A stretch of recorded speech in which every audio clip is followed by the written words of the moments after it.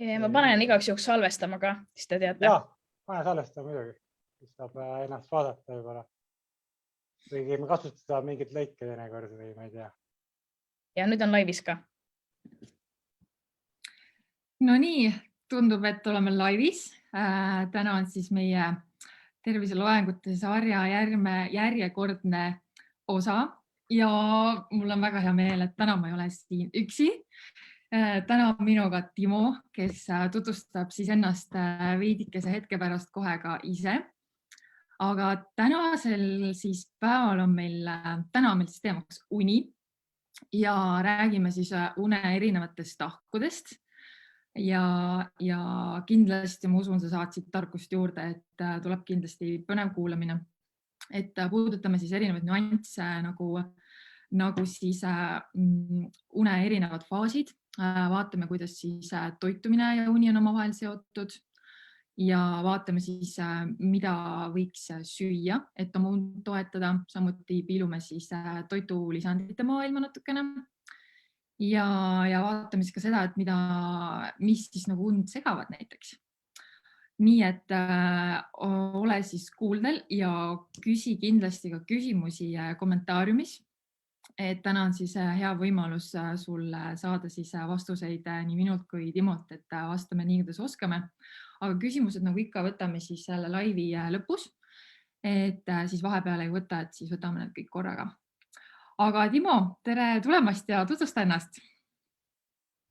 Tere Elerin sullegi ja mina siis, mul ka tore, et Puust andis mulle niisuguse võimaluse ja just sinuga saame siin ees olla ja rääkida natuke võib-olla teaduslikumat juttu ja võib-olla niisugust informatsiooni, mis tõesti inimesi siis aitaks, et eriti veel une teemal, et kui meie noored olime, siis meil oli niisuguseid segavad faktorid vähem, kui tänapäeval praegu on, et tuneprobleeme järjest rohkem ja täna me siis lahkame neid erinevaid põhjuseid ja samas anname soovitusi.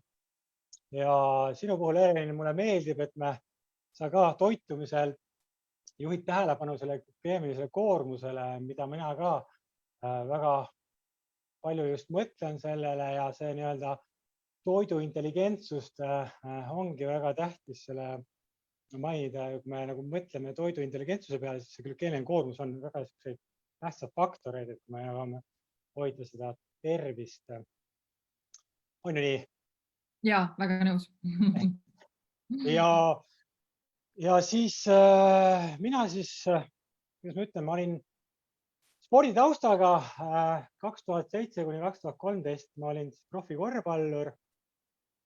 See jäi mul katki edasi karjäär oma tippperioodil, kuna mul oli südamega probleeme, mis oli ka hästi palju seotud just tagantanalüüsisest toitumine, uni ja see tõi lõpuks südameprobleemi, mille tõttu ma pidin täiesti siis profispordile katki jätma, aga ma amatööri mängisin edasi, aga ma läksin siis edasi ülikooli ja siis lõpetasin lõpuks siis Tartu Ülikoolis sporditeaduste magistri valdkonnas siis spordijuhtimine ja treener.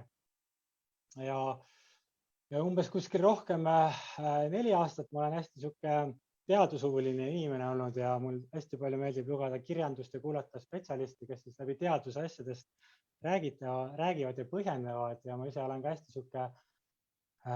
hästi detailne selle koha pealt ja võib-olla tänu selle ülikoolile on tulnud, sest seal pidi ju läbi töötama mitmeid sadu uuringuid ja see on pannud mulle niisuguse pisiku külge, mis siis tulevikus ka järjest rohkem ma tahan rääkida ja inimestele võib-olla anda kõige tähtsamat informatsiooni, mis neil tõesti nagu aitaks, sest seda infot on hästi palju. Me elame ajastul, kus on väga palju informatsiooni ja mis see kõige õigem on, et tahakski nagu sellest välja tuua, millest mina nagu õigesti on aru saanud.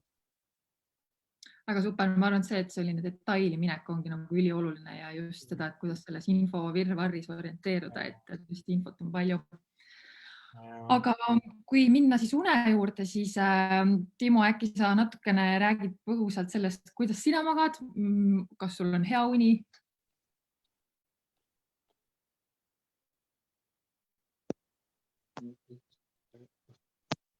Kuuled? Ja, kuulen sind, aga sina mind? Jah, kuulen, ma korraks. Aga ma ei tea, kas sa mu küsimust kuulsid? Et kuidas ma magan või? Jah, kuidas sul uni on? Minu uni, ütleme, et ma magan tegelikult väga hästi. Ma teadlikult jälgin mingeid asju, oma kindel mingi unerituaalid. Et mingis hetkest ma nii-öelda siis üritan tulesid maha võtta. Siis üritan neti välja lülitada ja minna nagu sellele unele vastu just nii-öelda poolel teel, et ma teen mingeid teatud samme, ma jään väga sügavalt magama. Aga mingil hetkel viimasel ajal ma olen nagu ärkanud kuskil 4 aega vahepeal ülesse ja see on ka minu jaoks hullult, tahan teada, miks ma seda teen, siis ma olen katsetanud ka mingeid toidulisandeid ja üritan nagu mõista, aga üleüldises mõttes jah, ma olen nagu rahul oma unega, et tahaks midagi paremaks nagu kõik ikka, et kuidas sul on muidu? Mina võiks öelda, et minu uni on lausa fantastiline. Ma isegi ei tea, kas saab paremini, ma usun, kindlasti saab, alati saab paremini. Aga tõesti, minu selline une režiim on ka selline, et ma lähen magama tegelikult suhteliselt hilja. Ma lähen magama kuskil 12:30 ja ma ärkan kuskil 8:30. Et see tulebki selline 8-tunnine uneaken. Ja tõesti praegusel hetkel ma isegi ei ärka väga ööunes ülesse, et see uni ongi nagu pidev, mis on ka minu arust ülioluline. Ja ma tõesti nagu ärkan ka ülesse ilma äratuskellata. Mul on küll alati äratuskell igaks juhuks pandud, sest never know, mis juhtub. Aga tõesti, täna ma ärkan ikkagi ilma äratuskellata ja mis mind ka väga aitab, ongi see, et mina samamoodi ma ei pane kardinaid ette, ehk siis ma ärkan, mul on magamistoas hästi palju siis aknapinda ja ma lasen ennast siis ka sellel päikesevalgusel nii-öelda äratada, mis tundub minu jaoks selline kõige loomulikum ja tõesti selline puhanud ja tõesti ma ei tea, kas kõik need asjad, mida ma nagu alateadlikult teen toitumises, mingisugused rutiinid, et kas need nagu toovadki mulle selle une või siis kas ma olen lihtsalt nagu lucky. Aga 2 asja mul siiski on, millega ma ka ise aeg-ajalt struggle'in. Üks on selline asi, mis juhtus küll täiesti üks kord, see oli kuskil 5 aastat tagasi. Oli minul siis ka selline asi nagu insomnia ehk siis unetus. Täiesti tavalisel siis sellisel päeval või päevajärgsel ööl minu uni tuli alles kuskil kella 5 hommikul. Ja ütleme, selline 1-2 selline une ootamist vahetevahel võib ette tulla, siis selline 6-tunnine une ootamine tundus väga hirmutav. Hakkasin mõtlema, et mis mul viga on, miks ma magama ei jää. Ja sealt tekkisid need nagu mõtted ka, et need omakorda ilmselgelt häirisid ka seda magama jäämist, et selline paanika ja ärevustunne tekkis. Tänaseni ma ei tea, mis selle tingis.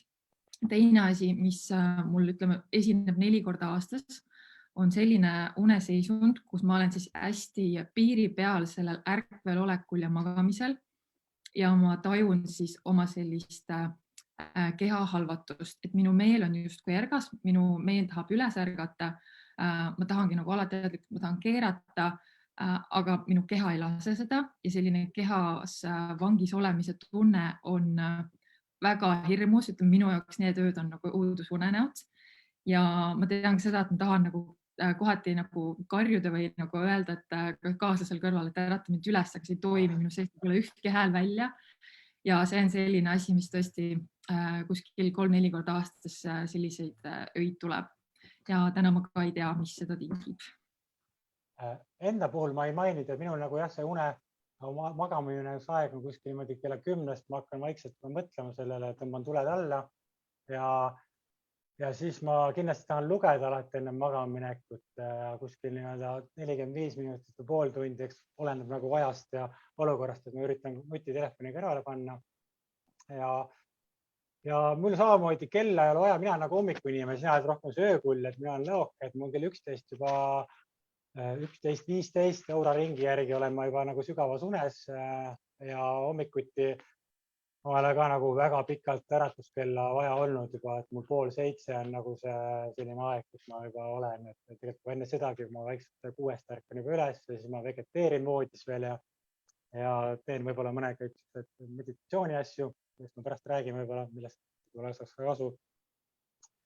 Aga minul on kõige hullem sihuke olukord see, kui ma magan käe ära, siis on see, kus ärkad öösel üles ja sa tunned, et käsi ei liigu enam ja siis hakkas seda masseerima, peksma, et see veri hakkaks käima. Algul oli eriti sihuke kriip ja mõtled, et lihtsalt käsi ei liigugi enam, et mis nüüd saab, tegetakse käsi ära, aga siis mingi hetkel nagu oli see, et sealt saad aru, okei, hakkab masseerima, nüüd hakkab veri käima ja siis on nagu jälle tagasi.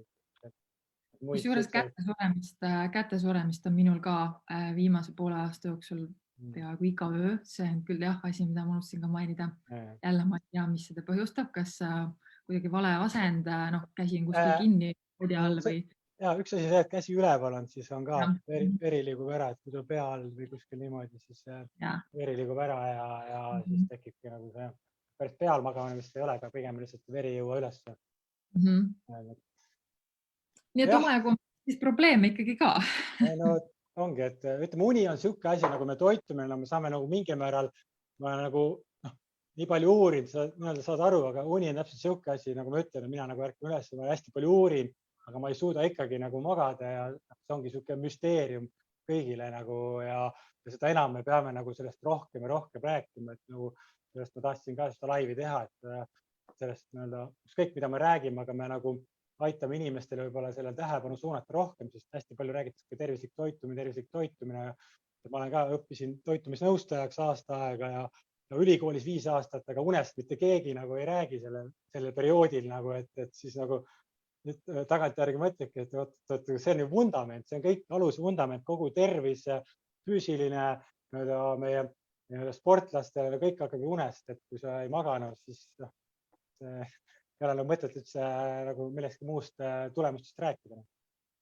Ja absoluutselt. Ma isegi ei tea, kas põhikooli gümnaasiumiõppes unest räägitakse vist mitte. Et kooliprogrammides tõesti vist sees ei ole sellisel kujul. Huvitav jah, et seda ei ole või kuidagi, kas arvestada nüüd ja mingi hetk viimased aastate kuidagi on see jõudnud, kuna see meedia, vaata, sotsiaalmeedia kohta nagu tuleb, liigub, et kui me noored olime, siis ei olnud ju midagi, aga kui me noored olime, siis oli ikka täpselt neid faktoreid oli vähe, mis meid tegelikult häiris une juures, aga nüüd on nagu toitumine, ongi nagu, on need igasugused aju häirivad faktorid ja niisugused hästi palju, mida me täna veel puudutame.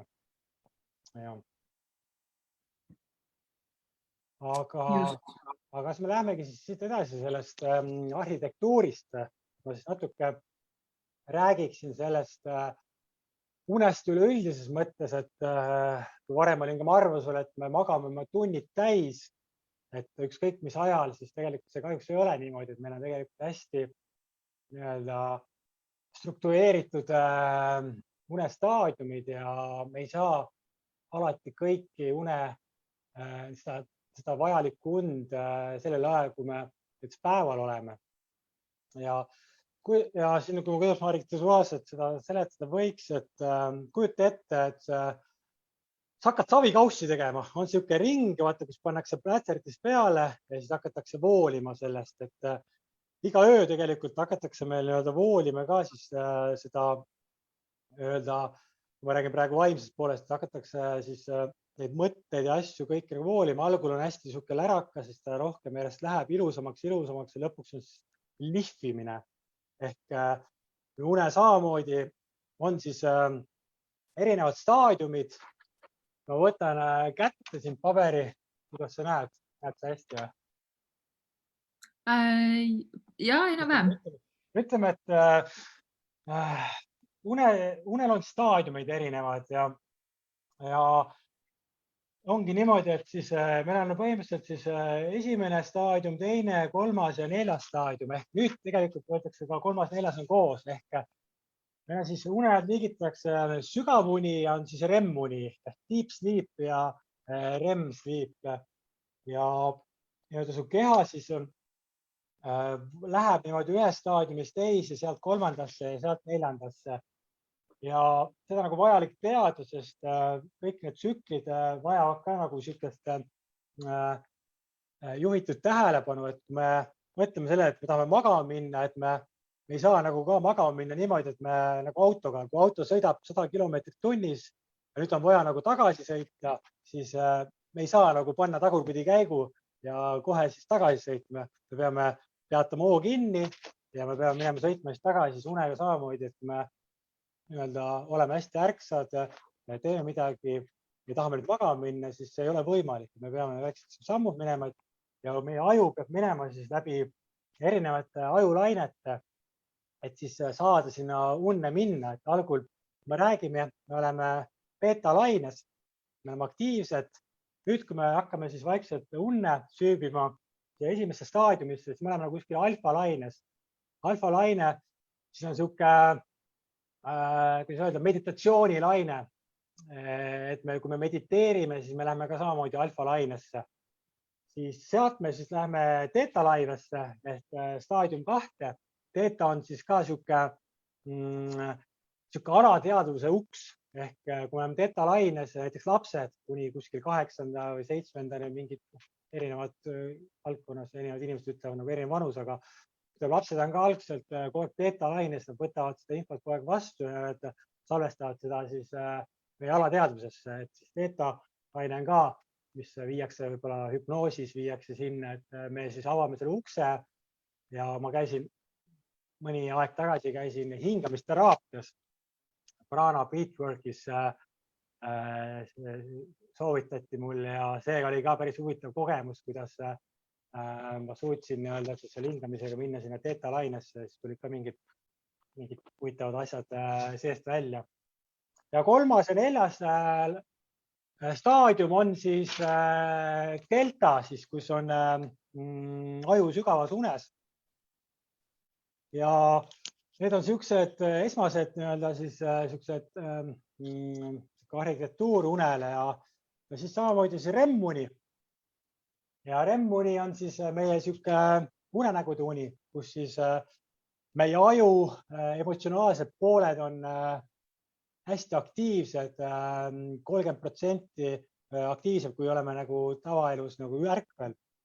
Et see on nagu hästi huvitav olukord ja need staadiumitel on ka tegelikult hästi omal tähtsad rollid ja igas staadiumis juhtub midagi. Näiteks staadium 2 toimub siis niisugune faktipõhine mälu ehk me õpime midagi, siis me vajame seda õpitu salvestamist ajukoorte, me vajame teist staadiumit unest.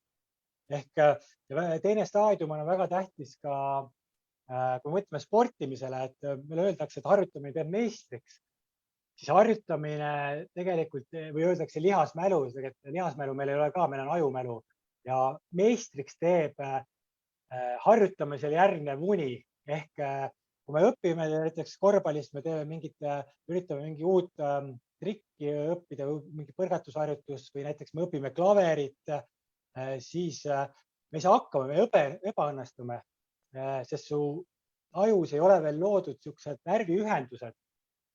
Aga uni see staadium, teine staadium siis hakkab looma neid närviühendusi ja sellel peale seda und, siis kui me saame ära see piisavalt, siis äkitselt oskad. Et näiteks õpid klaverimängu, siis järgmisel päeval sa võib-olla oskad seda mängida, aga sa ei tea, miks või kuidas. Et siis ei tasu üldse nagu pettuda, kui sa ei saa nagu esmaselt nagu mingi asja uuesti tegemisel sa ebaõnnestud, sest järgmine päev sul võib olla see selge, et su aju üritab neid närviühendusi kokku panna. Et see on nagu hästi huvitav. Ja näiteks Usain Bolt võitis olümpiamedalit siis ka, temal oli täiesti päevakohane, et ta vist mingi 2 tundide võistlust magas.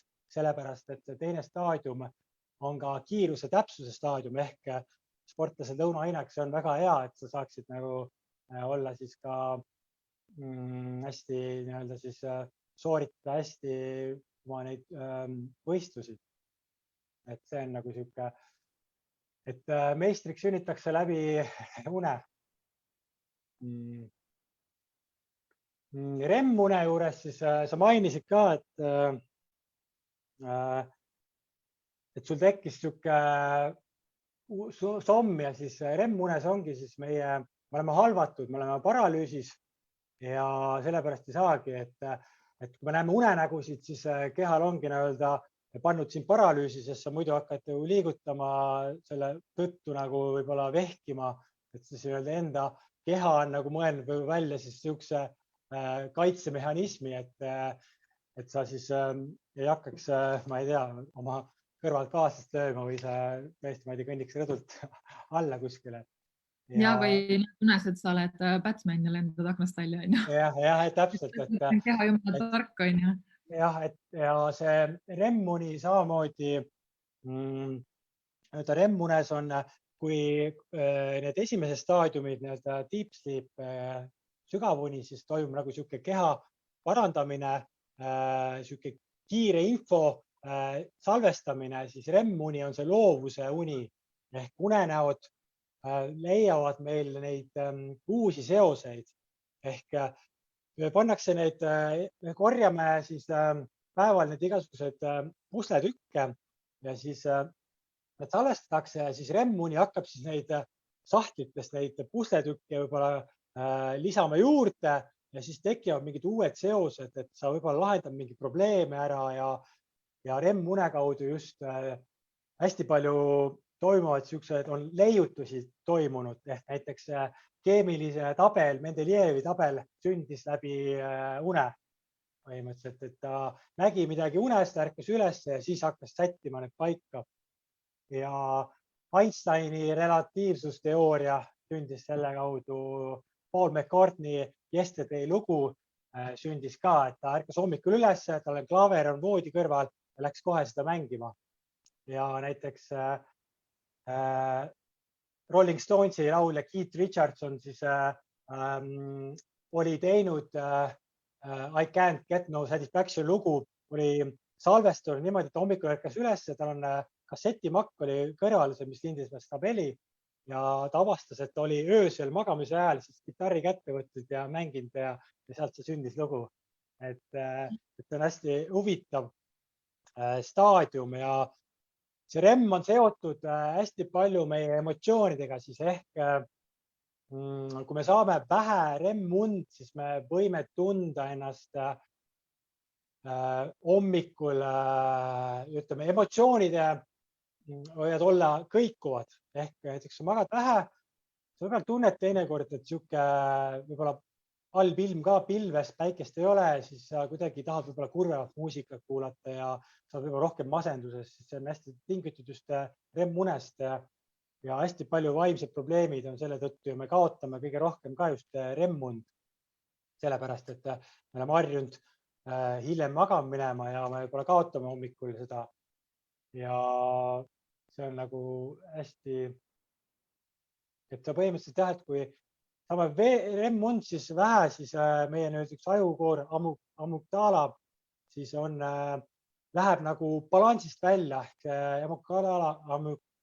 amygdala on kui emotsioonide gaas ehk et teinekord need emotsioonid ei pea alati olema ka negatiivsed. Näiteks kui sa töö otsa magamata on nagu sihuke pidu, järgmine päev ärkad üles, on sihuke, meestel on mingi ka sihuke, öeldakse pohmaka naljad, siis see on ka seotud täpselt sellest, et me saame väga vähe REM-und ja me olemegi sihuke hästi siuksed teatud keskkonnas, me muutume vastavalt sellele olukorrale, et hästi kõikuvad, et see on nagu sihuke, et siinkohal alati soovitan inimestele, kui sa oled vähe nagu maganud, sa tead, sa emotsionaalselt võib-olla kõikusem, siis ka, et nagu siuksed tähtsad otsused võiks nagu edasi lükata ja samamoodi siis kaaslasele teada anda, teatud, mul on täna sihuke, magasin vähe, tegime neid teadvustada endale seda vähest tund, just REM-faasis. Jah, küsimusi. Kas sa tahad, ma küsin, kas sa tahad seletada seda REM-i täpsemalt ka, mis asi see on, miks ta REM on, mis see REM tähendab? Rapid eye movement ehk see ongi tulnud, REM on nagu rapid eye movement, et tegelikult meie aju on hästi aktiivne, meie silmad tõmblevad sellel ajal ja sealt see nimi on tulnud. Et paralüüsi uni nagu unenägude uni, et ma täpselt seda jah, kuidas see tulnud on, kuidas, aga see jah, et see vist kunagi tehti, et jah, et oli näha, et lastel mingi uuringutest või kuidas see avastati oligi, et kuidagi silmad just hästi aktiivselt liikusid selle ajal, et lastele saab ka näha, kui sa REM-unes oled, sa näed, kuidas silmalau taga, kuidas silm liigub, siis on nagu REM-unes inimene. Ja võib-olla nendest unefaasidest ka, et sa nimetasid, et neid on ju 4 pluss siis REM-uni ja tegelikult ju need tsüklid on ju keskelt läbi, need on hästi erineva pikkusega inimestel, aga keskelt läbi võib öelda, et see üks tsükkel on kuskil 90 minutit, on ju. Ja tegelikult see hakkab üksteise järel korduma, lihtsalt see REM-une pikkus läheb öö teisest poolest pikemaks, on ju. Jah, täpselt, et siin on näha, et algul on nagu need REM-id, et sügavuni ja siis lõpus läheb see üleval poole näha, et REM nagu kasvab. Ja jah, esimeses ööpooles toimub keha taastamine, mälu uue informatsiooni omastamine ja siis teises faasis siis toimub see lihvimine, savikausi lihvimine, et viimased terad, et ongi täpselt, et sihuke näide ka, et näiteks kui sa lähed tavaliselt kell 11 magama, ärkad kell 7 ja nüüd äkki ootamatult pead ärkama kell 5, et võib-olla arvatakse, et me kaotame 25% unest, aga tegelikult me kaotame 60–70% REM-unest just. Et see on nagu sihuke tähelepanek, et öeldakse, et me magame tunnid täis. Me tegelikult ei saa. Me kaotame alati midagi. Kas me kaotame öö esimest poolt või me kaotame öö teist poolt. Et me ei saa öelda, et me evolutsiooni mõttes meid on loodud magama siis, kui on pime. Okei, meil läheb parem pimedaks, aga ütleme, et meie hormonaalne süsteem on, tsirkaadi-rütm on nagu põhimõtteliselt nagu meie kell, bioloogiline kell, mis käib hästi palju päikse järgi, aga meil on suht paigas, kuidas meil hormoonid liiguvad, tõusevad, et kõik on nagu sihuke paika pandud ja tegelikult me peame seda tähelepanu suunama sellele, sest seda enam, et kuidas meil tänapäeva ühiskonnas need probleeme on, et siis see fookus peaks seal olema. Aga ütleme nii, et kui sina lähed magama kuskil, ma ei tea, 10-11, mina lähen kell 1 näiteks, kas siis minul võib jääda mingisugusest unetsüklist rohkem puudust või minu keha on nagu sellega harjunud ja mul ikkagi nagu lihtsalt need on nihkunud või mul on midagi puudu? Vot jah, et seal on see, et nagu ma ütlen, et inimesed kohanevad oma elu järgi, et meil ma ei tea täpselt, sihuke asi on, et kui inimesed öötööl, siis öötööl olles ka samamoodi inimene kohaneb sellega, kui ta pidevalt on. Et see on kõige hullem, et kui inimene 2 päeva öötööl ja vahetab, et see on nagu just nagu halb. Aga ma ei oskagi öelda seda, et kuidas sul, et neid peab mõõtma, aga siit ma põhimõtteliselt tahakski üle minna, et kuidas nagu see hormonaalne süsteem loeb selle juures, et mille pärast me siis öö esimeses pooles võib-olla, mida me kaotame siis, mis pärast me kaotame. Et kui ma rääkisin, et öö esimene pool on siis taastumine, organismi taastumine, põhimõtteliselt toimub siis öö esimeses pooles, et kui meil nagu auto, ütleme, et sul on 30 000 kilomeetraasi, me viime hooldusesse, siis me tegelikult iga öö meil toimub keha ja aju hooldus. Näiteks meil on lümfaatiline süsteem ehk lümfid, mis on ka samamoodi siis eemaldavad toksiine, siis meie ajus on teistmoodi, meie aju keha ei ole ühenduses aju lümfidega. Meil on lümfaatiline süsteem ja see lümfaatiline süsteem toimub öö esimeses pooles ja see põhimõtteliselt toimub ajupesu. Ehk meie öös kogu päeva jooksul tekivad siuksed erinevad toksilised ühendid, amüloid, beta ja siis tauvalk. Ja need siis jäävad kinni nagu meie närviühendustesse ja see on üks suurema põhjus, miks Alzheimer tekib. Ja siis väga tähtis ongi, et öö esimeses pooles toimub see puhastus, aju maht väheneb, siis toimub siuke ajuvedelik, läheb sisse ja loputab kõik välja. Et toimub siuke ajupesu, loputus, et põhimõtteliselt prügikasti välja minek. Sa saab prügikast täis, kui sa seda välja vii, see jääb paisema. Et sa viid välja, siis põhimõtteliselt iga päev viiakse sul prügikasti välja ajust. Ja see on nagu hästi vajalik just öö esimeses pooles. Ja mis sellest nagu mängivad rolli, miks öö esimene pool on nagu taastumine, siis ma korras seletaksin, et meil on ka siis kell, et kui sa hommikul ärkad, siis siis põhimõtteliselt kui meil teatud hormoonid on kõrged ehk niisugune melatoniin ja kortisool, need on kaks niisugust üksteise vastast hormooni ja mis siis reguleerivad ennast vastavalt ajale. Ja kui me õhtusse jõuame, siis meie kella 9 kuskil meie keha hakkab tootma siis melatoniini ehk unehormooni.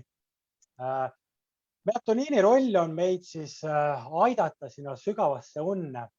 Et kui me mõtleme näiteks 100 meetri sprindile, et on võistlejad ja on stardikohtunik, sest stardikohtunik on kui melatoniin ehk ta annab kogu kehale teada, et okei, nüüd on aeg magama hakata sättima, kell on nii palju, tema on nagu meie see koolikell, et nüüd on aeg minna. Ja samamoodi siis melatoniin on hästi tähtis, ta aitab meid selles unetsüklites olla. Ja seda siis hakkab keha tootma kuskil 9 ja siis on teine hormoon, mis samal ajal, kus melatoniin hakkab tõusma, on kasvuhormoon. Kasvuhormoon siis hakkab kuskil kella 10-st samamoodi su kehas loomupäraselt tootma ja kasvuhormoon saavutab oma tipu siis kuskil kell 1. Ja kasvuhormooni roll on siis väga tähtis meie kehale, et kuna siinkohal kohe tookski, et ma nimetaks niisugust superkangelaselt, et ma olen väga superkangelaste filmide vaataja ja mulle meeldivad Avengersid ja igasugused niisugused ulmekad, et 3 kõige tähtsamat niisugust tsirkaadirütmi superkangelast ongi siis on melatoniin ja see on siis pimeduse rüütel, Batman, mida ma nimetan, et kui see natuke metafoorina tuua nagu sisse, et vähe meelde ajab. Ja siis kasvuhormoon on kui Superman. Ja siis 3. on meil siis, kui mainisin, et melatoniini vastas on kortisool, on stressihormoon, kelle eesmärk on siis sind hommikul äratada. Et see keha hakkab tootma seda kortisooli, stressihormooni umbes kell 3, 3-4 ja ta saavutab tipu kell 9.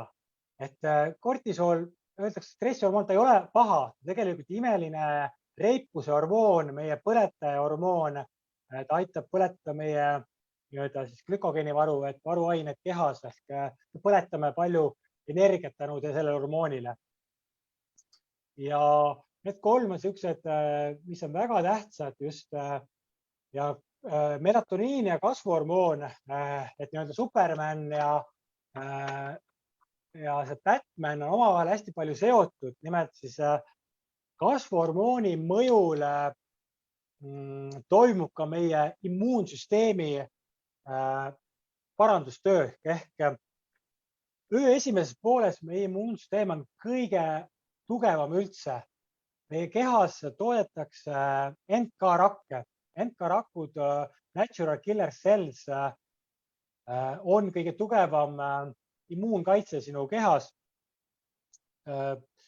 Ja selle puudus, meie keha kogu aeg võitleb igasugust vähirakkudega, kasvajarakkudega ja selle puudus tegelikult võibki põhjustada meil erinevaid haiguseid. Niisugune hea uuring oli, kus uuriti inimesi, kes siis magasid öösel kella 3-st kuni kella 7-ni, siis nende NK-rakkude tase selle aja jooksul 70% langes põhimõtteliselt peale esimest tööd. Ehk kui me lähme siis öö teises pooles magama, siis me kaotame seda kaitse parandustööd öö esimeses osas, mis on väga tähtis roll just on kasvuhormoonil ja melatoniinil. Jah. Et kogu see uneprotsess on tegelikult meie jaoks justkui tervenemine, on ju?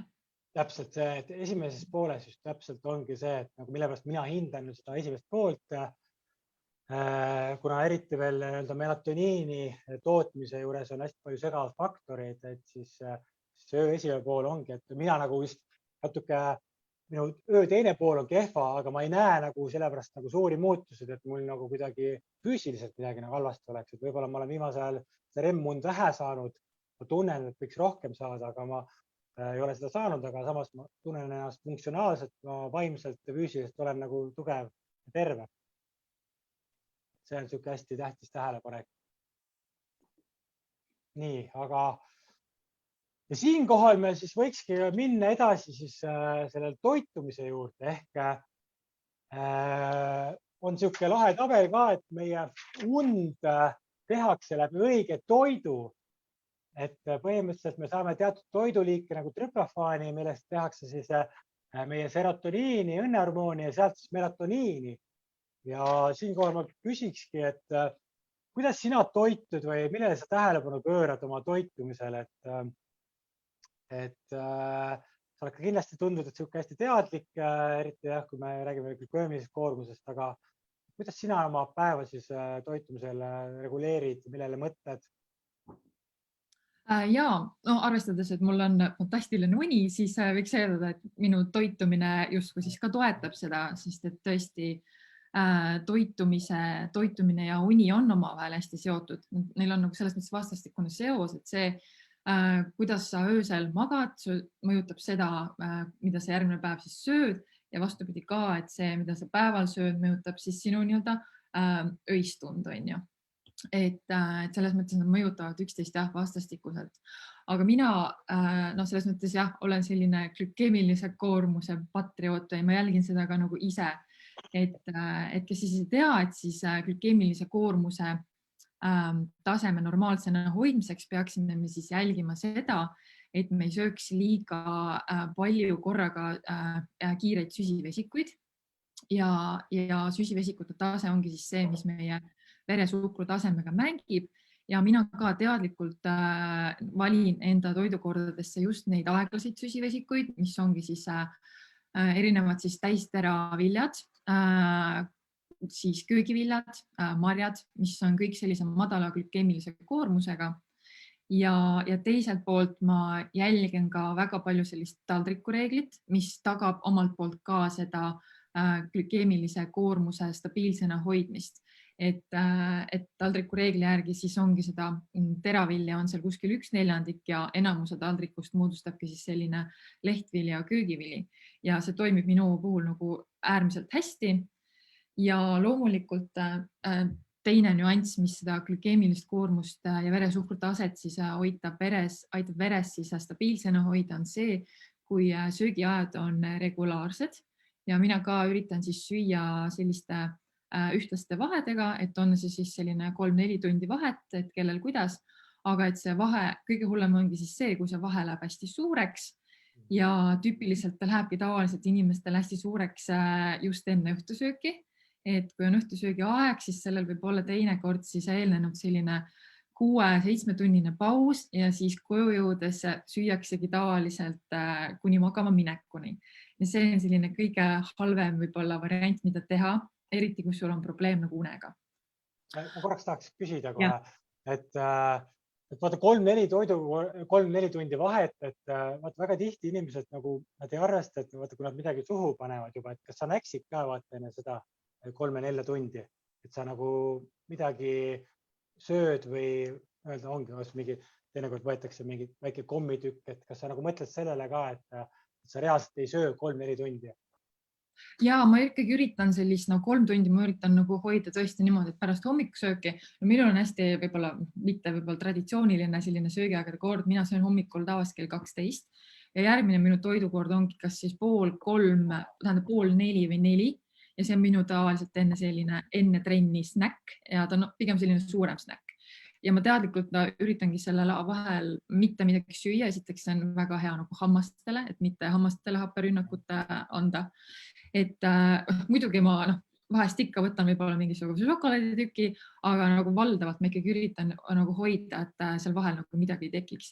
Ja see et seda näksimisvajadust ei tekiks, siis ongi nagu oluline eristada näiteks seda, et kas sul on janu või nälg ja tõesti sõltub sellest hommikusöögist ka, et hommikusöök peab olema täisväärtuslik, et neid näksimisvajadusi ei tuleks.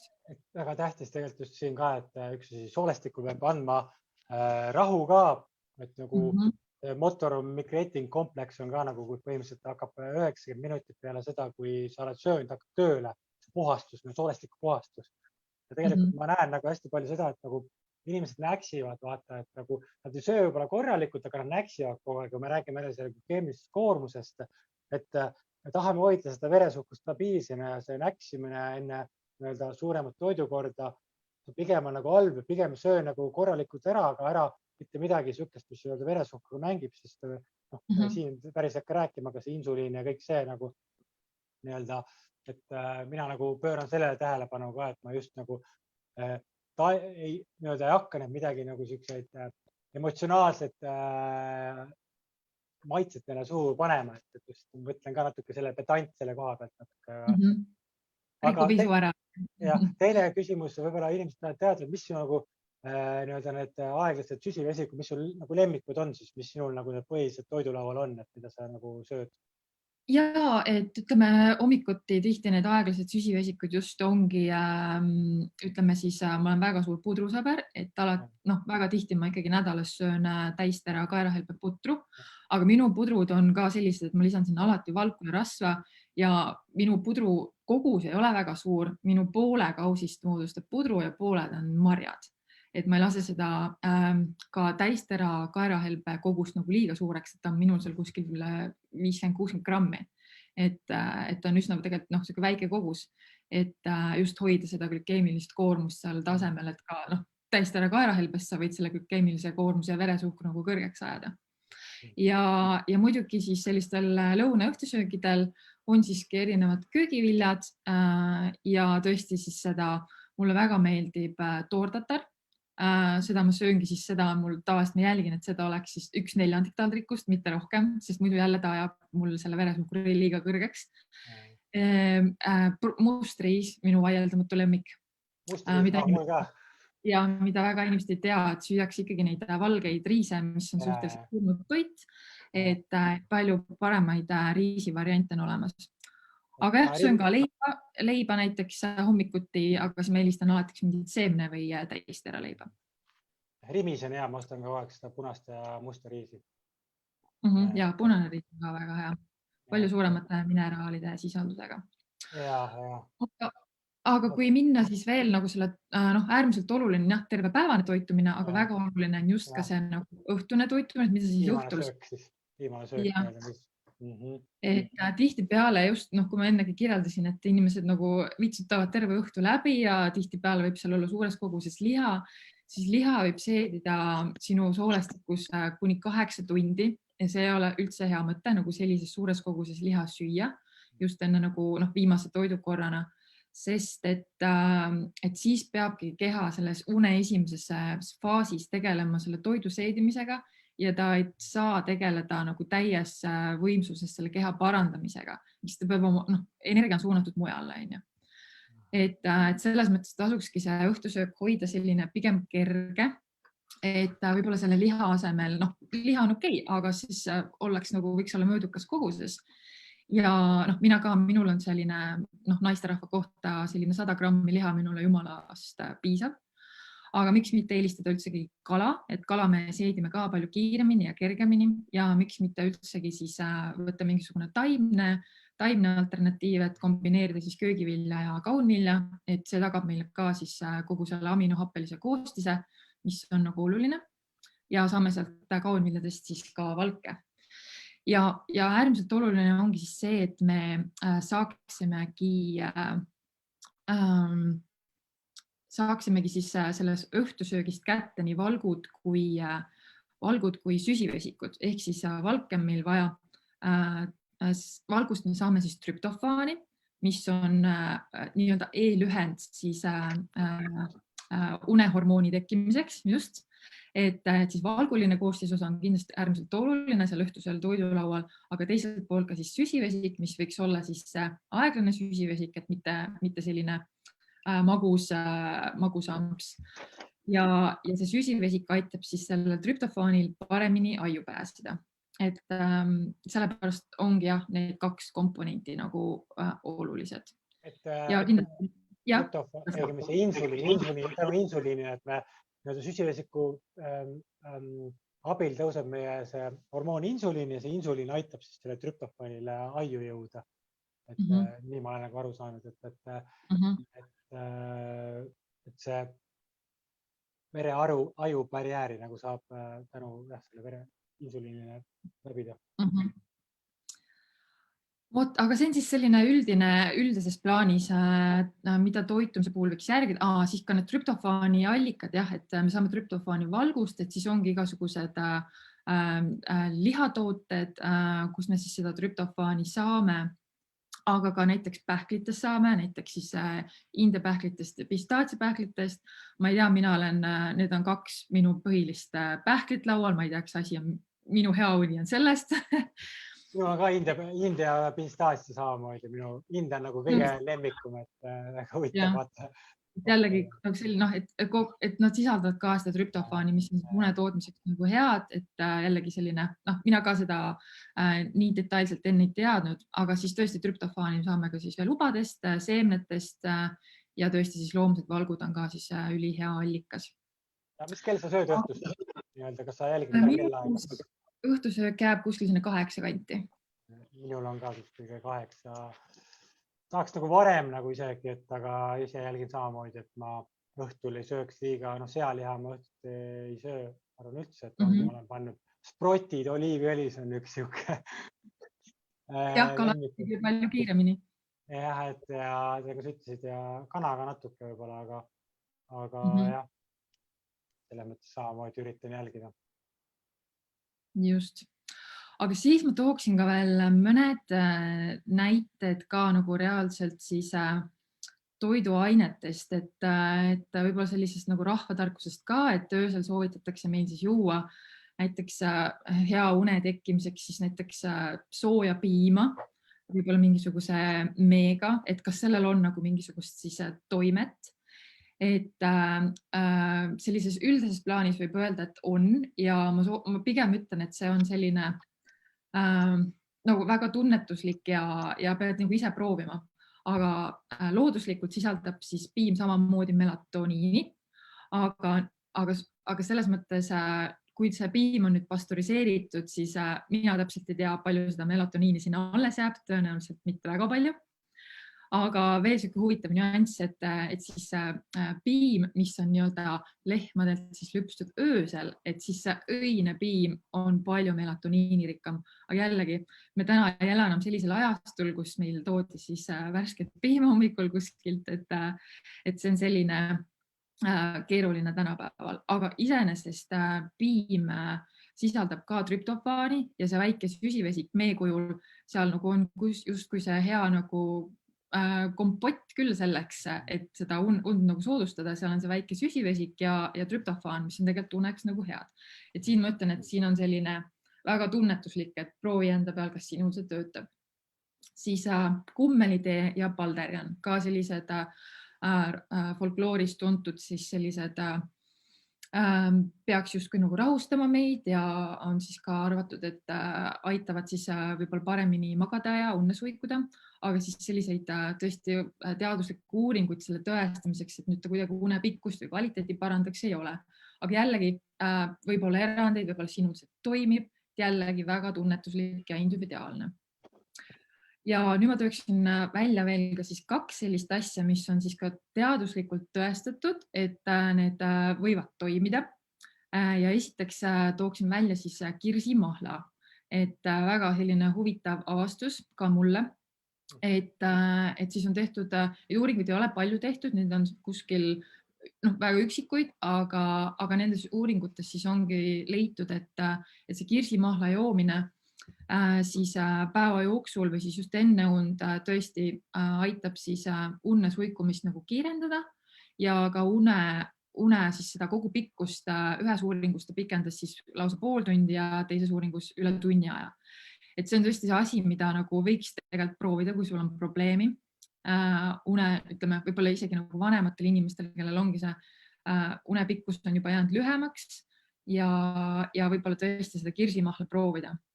Kas kirsside söömine aitab, seda ma ei tea, sest seda ei ole sellises vormis uuritud, et uuritud on ainult just seda kirsimahla. Tähtis on ka vaata, et see kirsimahl oleks naturaalne, et ei oleks nagu kontsentraat. Ja just naturaalne. Suhted täis põhimõtteliselt. Ja just, et naturaalne kirsimahl. Ja teine asi, millele on ka siis leitud, et ta parandab siis nii une pikkust, kui see siis seda une kvaliteeti on siis kiivid. Ja tõesti siis, et see magama jäämiseks kuluv aeg siis on ka lühem ja ka selles uuringus siis ma ei tea täpselt palju neid kiivisid söödi. Ühes uuringus söödi vist 2 tükki päevas, et see juba aitas. Aga mis seal point oli, et need kiivisid söödi koorega. Ja mina olen ka, kiivi on üks minu lemmik puuvili tõesti, et mul on praegu tõesti, mul on viimased 3 kuud kiivi hooaeg, ma söön mingi 5 kiivit päevas. Ma ei tea, kas jällegi minul on mingisugune alateadlikkus, et ma söön neid und toetavaid asju ja mul tõesti on hea uni. Aga jah, et võib-olla tõesti proovige. Ma tean, et osad inimesed söövad kiivid koos koorega, seal tekib jälle see teine nüanss, et palju me selle kaudu endale neid pestitsiide sisse sööme. Aga miks mitte proovida, kui sul on nagu reaalselt probleem ikkagi unega. Et sellised siis 2 nüanssi. Timo, tahad sa midagi lisada äkki või küsida veel? Praegu ei tulegi. Et äkki sa võib-olla siis räägid edasi nüüd, et kui me rääkisime, mis siis und soodustab, ma ise samamoodi siis panen rõhku võib-olla hommiku esimesest poolest valgurasvale, mina just lõunal on siuke küllaltki vastavalt, meil kõigil on, käime kuskil lõunal, mis kätte saada on, palju teen kaasa, musta riisi, aga õhtu on ka minul nii-öelda siis ma toetan just heade süsivesikutega, sest need siis aitavad und soodustada just, et kui meil kunagi oli ka, et ma ei tea, peale 6 ei tohiks enam süüa, siis see on müüt, see ei ole nagu üldse, et pigem on nagu ära mine tühja kõhuga magama, aga on väga tähtis, et nagu mingid asjad võivad segada, millest nagu räägime ka, et mis asi see und võib segada. Aga just süsivesikutele panen õhtupoole just rõhku, on ka siis taimsed, läätsed, kinoad, mustriis, vahetevahel siis tatar taskub lõunati, kuna seda pakutakse kõige rohkem päevapraadide juures. Et jah, aga ma arvan, et jah, see on tähtis teada, et kuidas see võib-olla siis öelda see viimane toidukord, et nagu, mis võib segada siis seda, kui me räägime toitumisel, et miks see nagu veresuhkur võib rolli mängida siin? Jah, et lähmegi vaikselt selle teema juurde, et mis meie und siis nagu segavad, et just, et see kui toitumisega siin jätkata, siis tõesti see sama veresuhkur, millest me rääkisime, et und siis segab, võib siis segada nii liiga kõrge veresuhkur, just sest, ja kuidas ta siis seda segab, on siis see, et kõrge veresuhkur ei lase meid siis nagu justkui lõdvestuda ja see kortisool siis nii-öelda kehas ka tõuseb. Et sellised stressihormoonid nagu seesama kortisool siis aktiveerub ja sealt võibki tekkida siis see, et kui see kortisool juba on hakanud tõusma, me ei jää magama, siis me oma mõtetega ka juba tekitame sellist ärevust võib-olla juurde ja siis unne jäämine ongi nagu veel nagu enam raskendatud. Et jah, veresuhkrul on otsene seos selle sama kortisooliga, mis me tahame, et unne suikumiseks oleks meil võimalikult madal.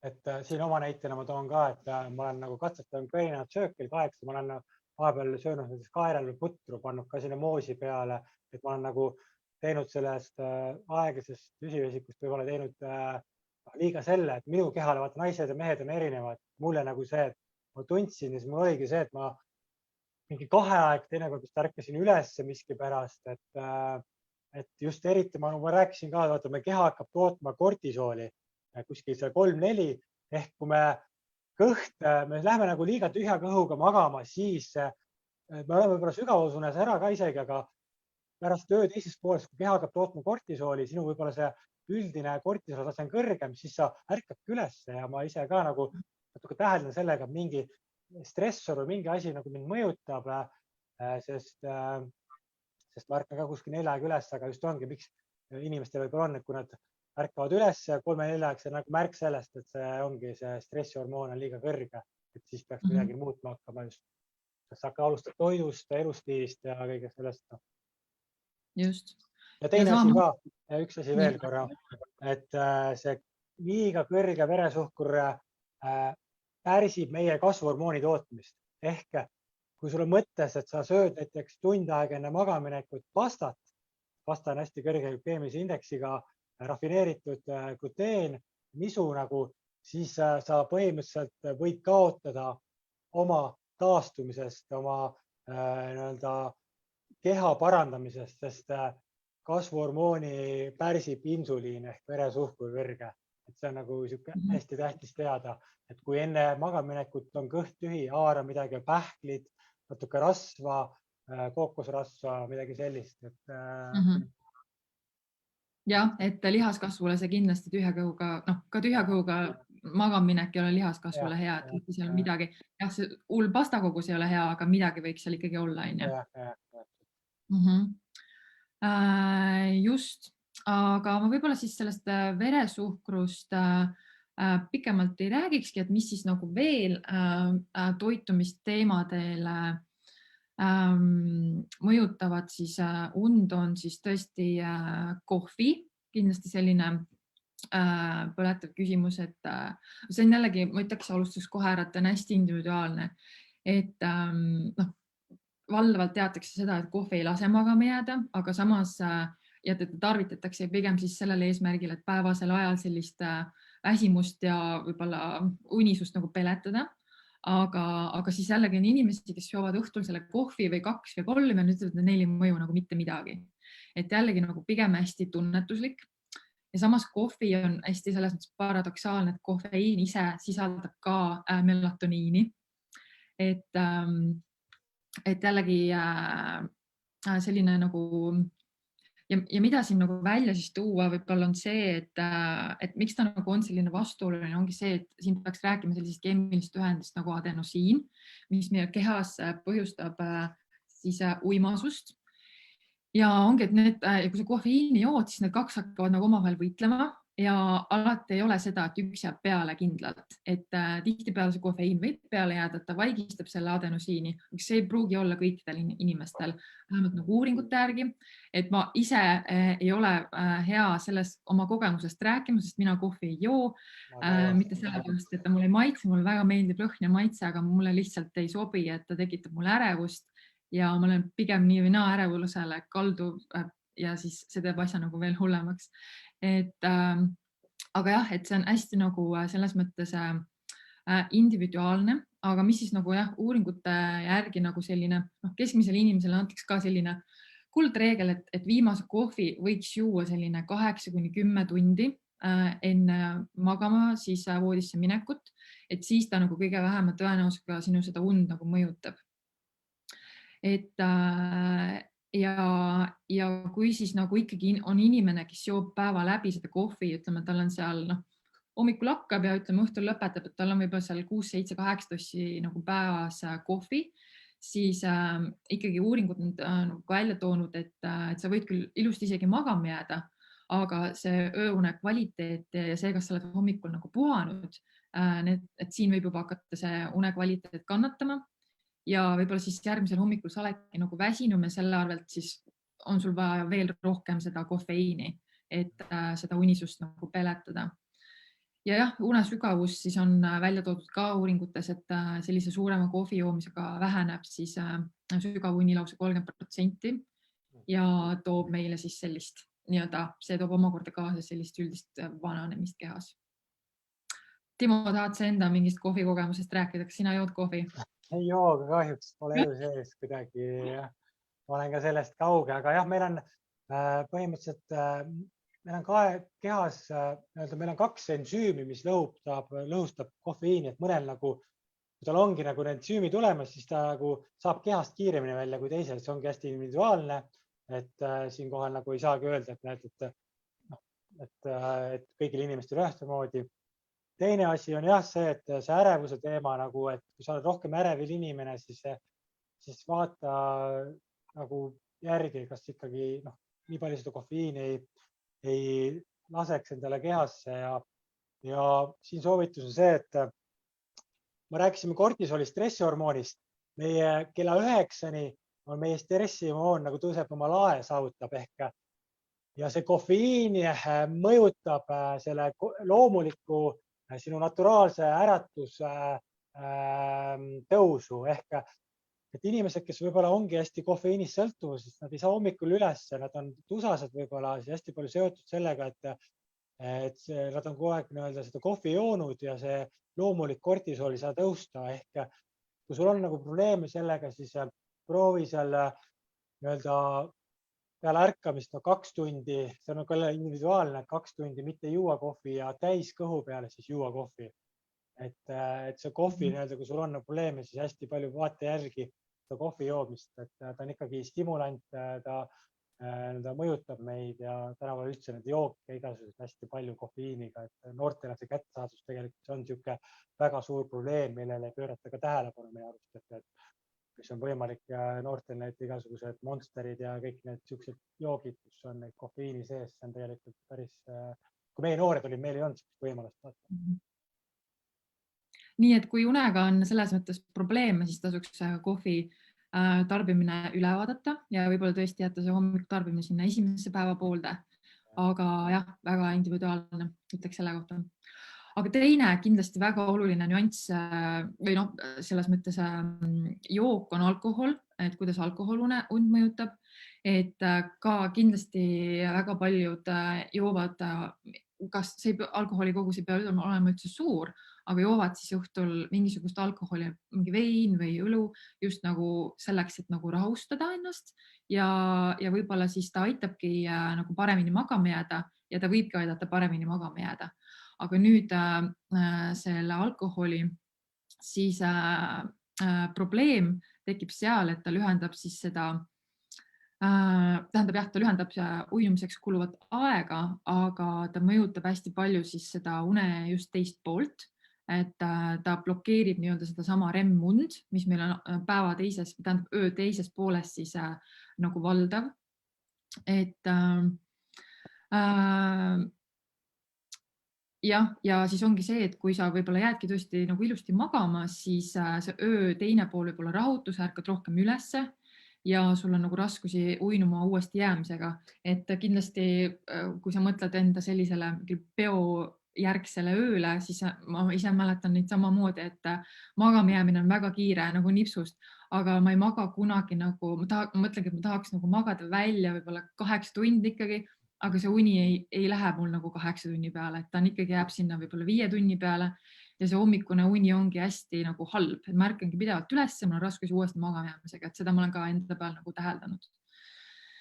Ja alkoholi puhul veel on siis nagu eakamad, vanemad inimesed on meil eriti tundlikud, kuna alkoholi siis vanemad inimesed töötlevad kehas nagu kehvemini ja sellepärast on siis nagu vanematel inimestel see nagu peaksid eriti tähelepanu pöörama.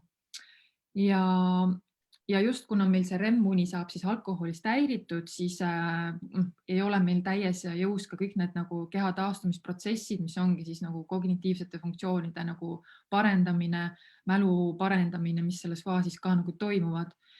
Ja samamoodi see kasvuhormoon ei ole nagu ka aktiivne enam.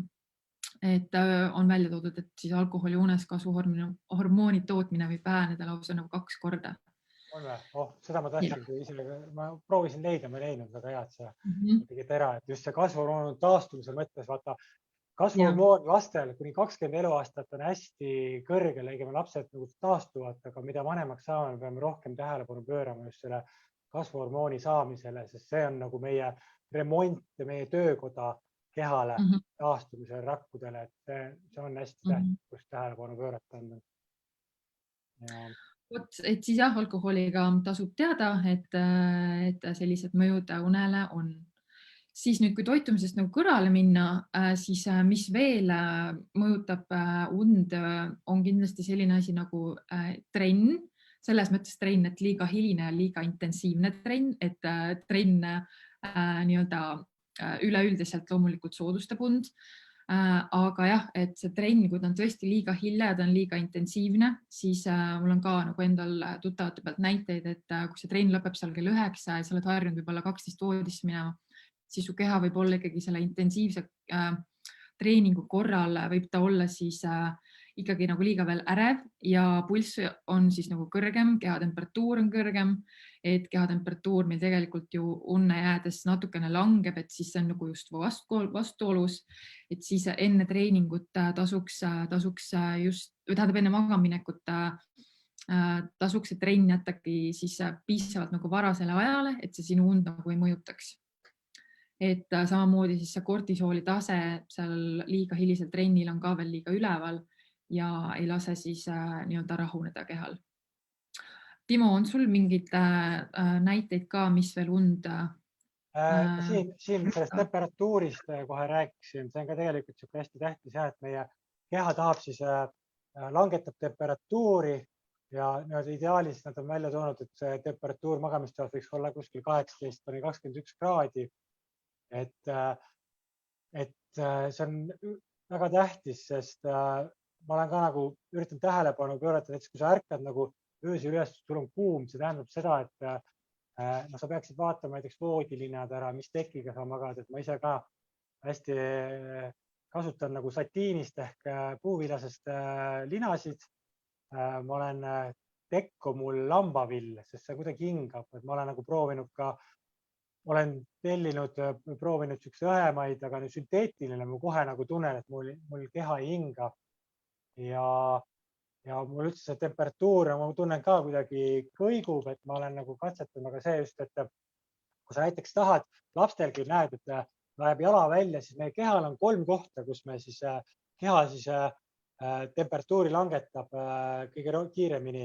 On need käepesad, siin nägu ja siin jalatallad. Need on 3 kohta, kus sul on külm või sul on soe, siis nende kaudu kogu aeg liigub seda, keha jahutab ennast kõige rohkem ja näiteks ongi laste puhul, kui sa näed, jalg on väljas, kui ta ei ole korraga teki all, see võib olla alateadusmärk, et kehal on kuum. Meie keha tegelikult annab meie alateadusena ise signaale, et muuta keskkonda.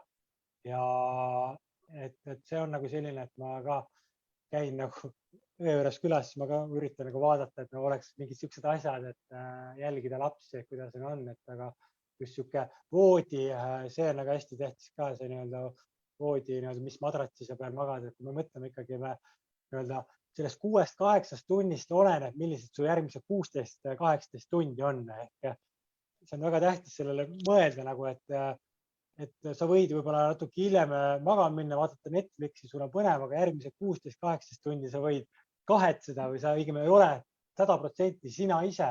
Et see on nagu siuke asi, mida vanemaks saame, me peame selle rohkem mõtlema.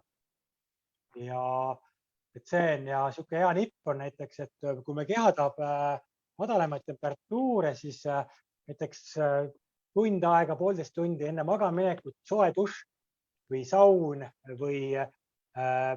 või mingi vann, sest vaata ongi, peale sauna meil tuleb hea uni ja see on sellepärast, et saunal on üldiselt hästi palju häid efekte ja hästi palju hinnatud ja sellest räägitakse üha rohkem. Meie eestlased, me käime saunas, meil on see kultuur veres, aga see, kui sa soojendad keha, siis 1,5 tundi varem, siis su keha hakkab jahutama ja ta jahutabki niimoodi keha, et sul on hea magama minna. Et külm dušš võib vastupidi efekt olema, sul hakkab keha temperatuuri tõstma. Et see on ka nagu siuke hea nipp, et ma ise ka vahepeal, kui ma teen trenni ära kodus, siis ma ka nagu ootan natuke, võib-olla kohe dušši jälle lähe, aga lähen nagu hiljem ja siis olen nagu natuke pikalt, et üritan seda keha nii palju soojendada ja siis soolaga keha. Minul on täpselt samamoodi, ma käin nagu päris kuuma duši ajal just enne magamaminekut jälle. See aitab mind. See on hea. Siis üks kõige tähtsamaid avastusi, mis minu nagu, kui keegi küsib ka, et nagu kuus see fookus enne suunata, on siis see valgus, tehisvalgus. Et kui me noored olime, kui mina väike olin, siis meil ei olnud, meil oli laes oli hõõgpirn, siis tänapäeval on ikka seda tehisvalgust, hästi valgustihedust hästi palju meil ja evolutsiooni mõttes me ei ole arenenud välja niimoodi, et me oleme selle valgusega nagu päri ja nii-öelda lõkketuli, millega me nii-öelda siis evolutsioonis oleme üles kasvanud, et lõkketuli ju hoidis meid elus tänu sellele, et kiskjad tulid ligi, et me nii-öelda, kui sa vaatad ka lõkketuld, see on nii mõnus valgus tegelikult. Aga õhtusel ajal just on see, me peame seda valgust vaikselt vähendama. Et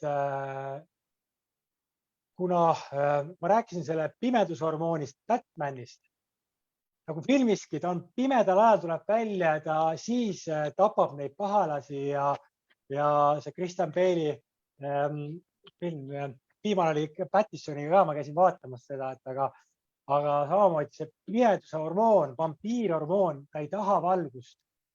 Ja see on nagu kõige tähtsam, kus see nagu, miks mina kella 10 hakkan vaikselt tulesid punaseks tegema. Et valgusel on erinevad lainetused, et meil on päiksevalgus sisaldab kõike nii-öelda siis valgust ja siis, aga see valgustus, mis meil nagu vetsudes on laelampides, siis see UV või see sinine lainetus on hästi mõjutav, õigemini ta blokeerib meie melatoniini tootmist.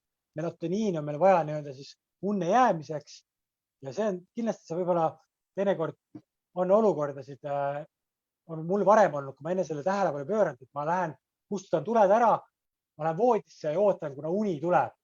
Et see ongi tegelikult see, et meil uni, kui ei ole tekkinud, see tähendab, ongi märk sellest, et see valgus on nii palju mõjutab, et su melatoniin ei saa veel nii-öelda siis korralikult verre jõuda, ehk ta summutaks selle aju nii-öelda sinna unne.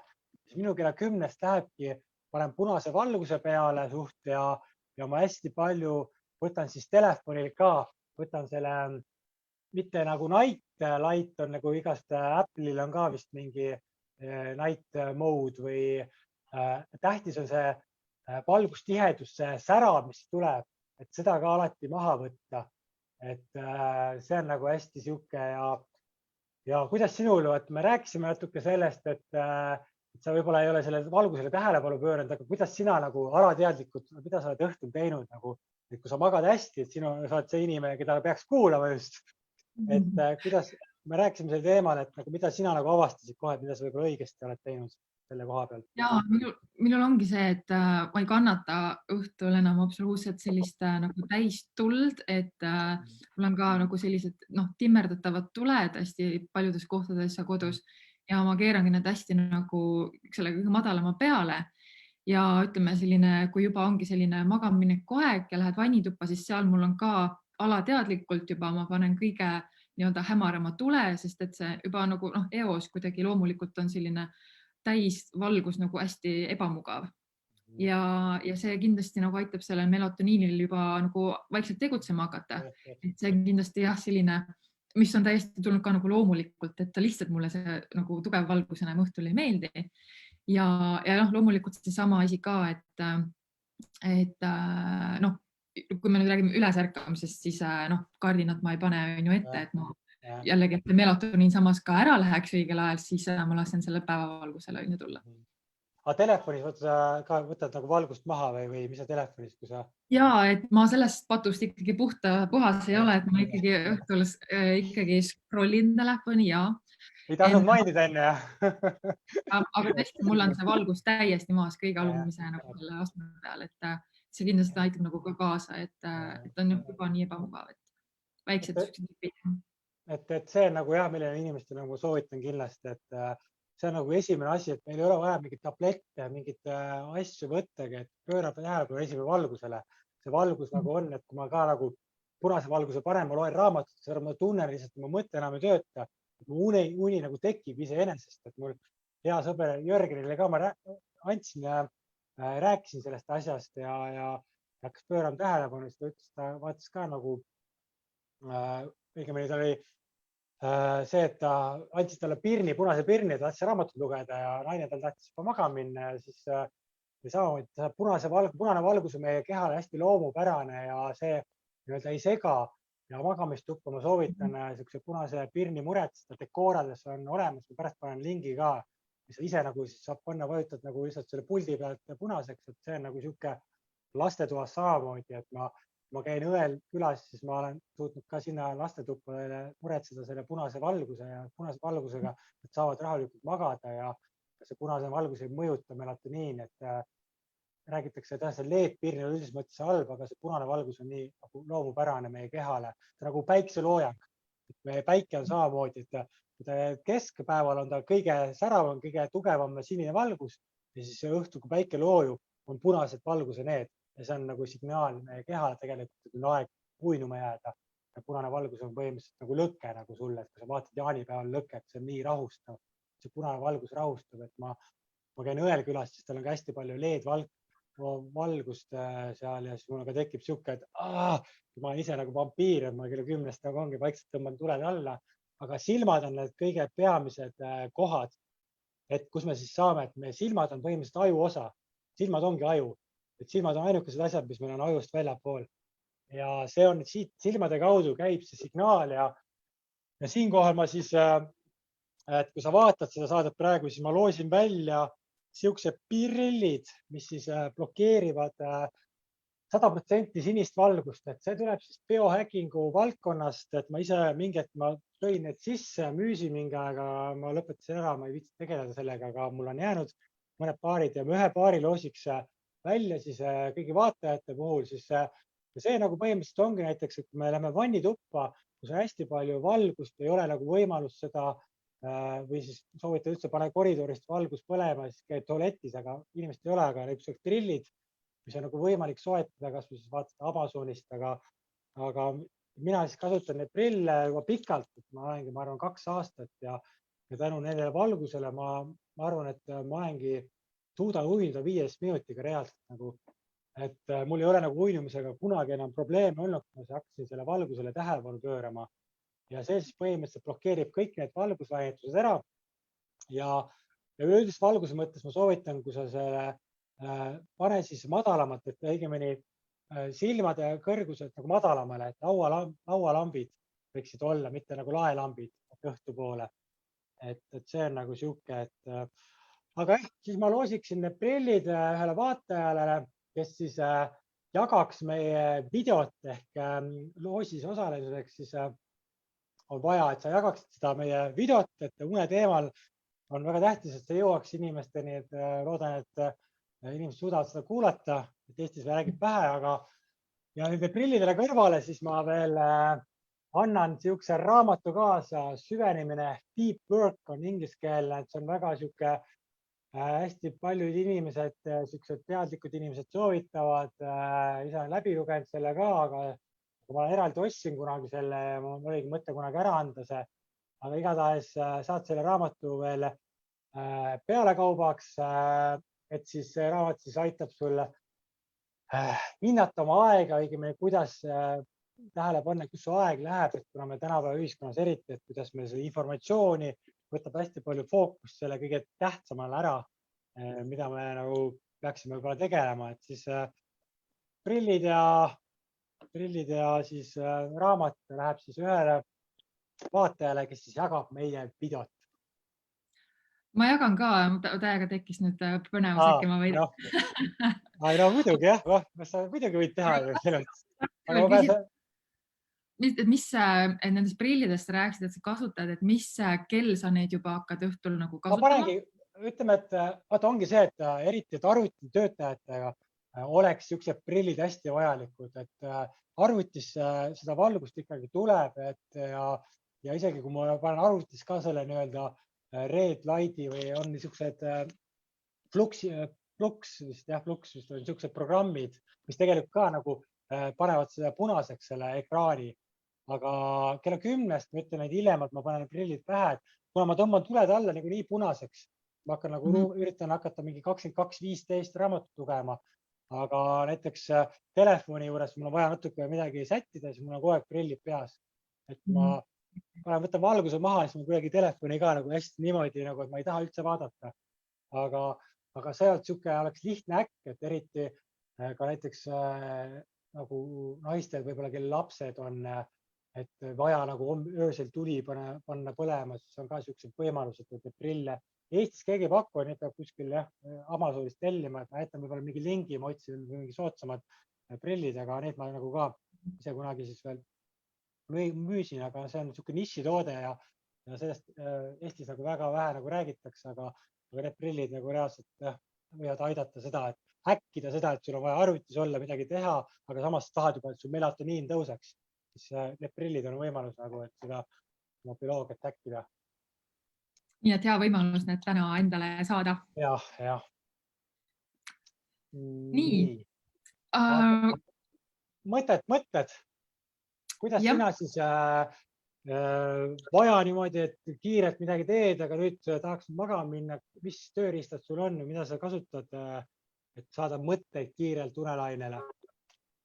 Jah, sest et tõesti vahel võib ju olla see, et sa ei saa oma mõtetest lahti, sul on mingisugused tõised mõtted peas, millest sa ei saa lahti, ma ei tea, hakkad reisile minema, mõtled, kas sul on kohvris kõik asjad olemas, ühesõnaga, kuidas nendest nagu sundmõtetest lahti saada, et ise ka nagu õnneks harva, aga vahest tuleb nagu ette ja tõesti mul on ka siis mõned sellised nipid, mida ma olen rakendanud ja tõesti minu puhul nagu toimivad, et kuidas siis nendest mõtetest lahti saada, et üks selline nipp on minu jaoks hingamine.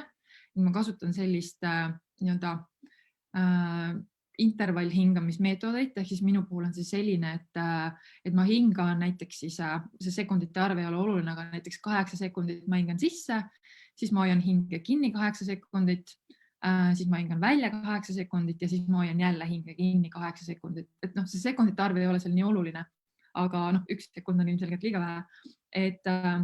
Et see on nagu selline, mis aitab minul, ma teen neid ringe nagu päris palju läbi, aga siis juba mingisuguse paari minuti pärast ma nagu hakkan haigutama reaalselt, et seal on ilmselt seos kuidagi mingit moodi hapnikuga, aga see on tõesti nagu selline asi, mis ma tean, et ka teiste inimeste peal on töötanud. Et selline hingamine, et kindlasti neid hingamisharjutusi on nagu erinevaid, aga see on üks selline asi, mida mina kasutan. Ja üks teine selline nipp, millest ma äsja kuulsin ja mida ma olen vist paar korda ainult katsetanud, aga ka töötas väga hästi, on selline keha väljalülitamise meetod. Ehk siis sa mõtled ennast justkui sellisesse kanuusse pikali ja sa vaatad täis taevast ja samas sellel hetkel sa hakkad siis välja lülitama kogu oma keha ja sa võtadki nagu terve keha ette pealaest jala tallani ja hästi detailselt, et sa mõtledki selle peale, et ma nüüd lülitan välja oma otsaesise, ma lülitan välja oma huuled, et ma nagu lõdvestan need ja lähedki niimoodi nagu õlad, kõht ja lõpuks jõuad võib-olla varvasteni välja, kui jõuad. Et selline teadlik nagu enda välja lülitamine ülihästi toimib ka, et see protsess võikski olla hästi detailne, sest seda pikem see on ja siis sa mõtled nagu selle enda keha peale ja väljalülitamise peale ja sul pole nagu aega mõelda neid oma mõtteid. Need on nagu minu nipid. Timo, mis nipid sul on? Viimane põhimõtteliselt ongi see jooga nidra, ärkvel magamine, et mina juhitud meditatsioon. Et see on nagu ka ma jätan ühe väga hea pärast siukse juhitud meditatsiooni, mis 10 minutiga tegelikult suudab ka mind viia nagu lainele, et algselt on nagu siuke keha pingutamine, hästi huvitav, et keha pingesse ajamine, sa ajad korra pingesse, siis toimub lõdvestumine. Et see nagu on nagu huvitav asi, et tekib lõõgastus, siis on hingamine, et sa kirjeldasid, on ka nagu box breathing nimetatakse ka, et sisse-välja inglise keeles. Ma ise teen seda ka samamoodi. Et see on nagu siuksed asjad, et ongi täpselt see juhitud meditatsioon, et mingi asi viib sulle nagu mõtted mujale ja siis ma panen ka, olen viimasel just kõrvaklappidega, aga mul on jah mingi teatud spetsiifiline YouTube'is kunagi leidsin ühe naise hääl, kes siis nii-öelda koos muusikaga kõigega nagu hästi siuke hea kombo. Mul täiega nii meeldib, et ma selle 10 minutiga ma kuulan, ma lõpuks olengi nagu, ma tunnen, kuidas mu aju läheb selle alfa seisundisse, ma tunnen, kuidas mu aju lained, miski nagu muutub nagu. Et need ongi ka samamoodi 2 sükust asja ja see samal hingamine, et see hingamine on kõige kiirem võimalus, kuidas meil on võimalik närvisüsteemi rahustada. Ei ole nagu kiiremat viisi, et on siuke hea nipp on ka, et 2 korda ninast sisse, hästi pikalt välja. Hästi pikk välja hingamine on rahustav ja siuke lühike sissehingamine siis välja hingamine pikalt, see nagu rahustab. Et see nagu selles mõttes on hästi sihuke hea nipp, kuidas siis võimalik meie närvisüsteemi hästi kiirelt maha rahustada. Et see on nagu sihuke. Need on kaks, ütleme, et ma hakkan uneks, ma hakkan juba vaikselt ette varem valmistama, aga see viimane 10 minutit ongi minu jaoks, et kui ma kuulan ära selle, siis ma panen kohe telefoni ära ja siis ma magan juba 15 minutit pärast. Seda probleemi ei ole. Saad seda linki ka äkki jagada seda? Ja, ma panen need kõik siuksed pirni, et ma jagan seda linki laadiga alla, näiteks vaata, ma panen neti maha, Airplane'i proovin nagu ööseks panna, aga lihtsalt, et sa nagu lae alla näiteks telefoni Androidil nagu lihtne seda muusikat, et ma kasutasin, et panin see YouTube into MP3, et ma tegin MP3-eks ja siis ma nagu kuulen seda. Ja peaks see internet sees olema, kui sa samal ajal kuuled. Et see on nagu hästi hea. See on siuke, ma olen nagu lahti mõtestanud, miks ma nagu saan nagu nii kiiresti uinuda või miks ta nagu mõjub mulle niimoodi, et see on nagu siuke, ma võib-olla kunagi räägin ka sellest täpsemalt. Väga huvitav, kindlasti proovin ise ka järgi selle metoodi. Ja. Okei, aga kas me võime minna äkki siis viimase osa juurde, milleks on toidulisandid? Jah, läheme siis selle juurde. Jah, et meil on siin juba varsti peaaegu 1,5 tundi täis, et ma arvan, et pigem selle suhteliselt põgusalt. Arvasin, tahtsime vist tund aega. Aga mis oli jätkub kauemaks? Loodan, et muust ära ei lõpeta see laivi vahepeal. Ma mõtlesin, ma kirjutan, et kas me võime rääkida. Jah, ja meil on veel küsimused ka. Aga ja, põgusalt siis toidulisanditeks ka, et tõesti siis on leitud siis, et mis siis une kvaliteeti võib parandada, on siis B-grupi vitamiinid, eeskätt siis B3, B6 ja B12 ja mineraalidest siis tsink ja magneesium. Ja nende vitamiinide puhul siis just ja mineraalide puhul ka see, et see kasutegur tuleb nagu eelkõige siis, kui sul on eos juba nendest puudus.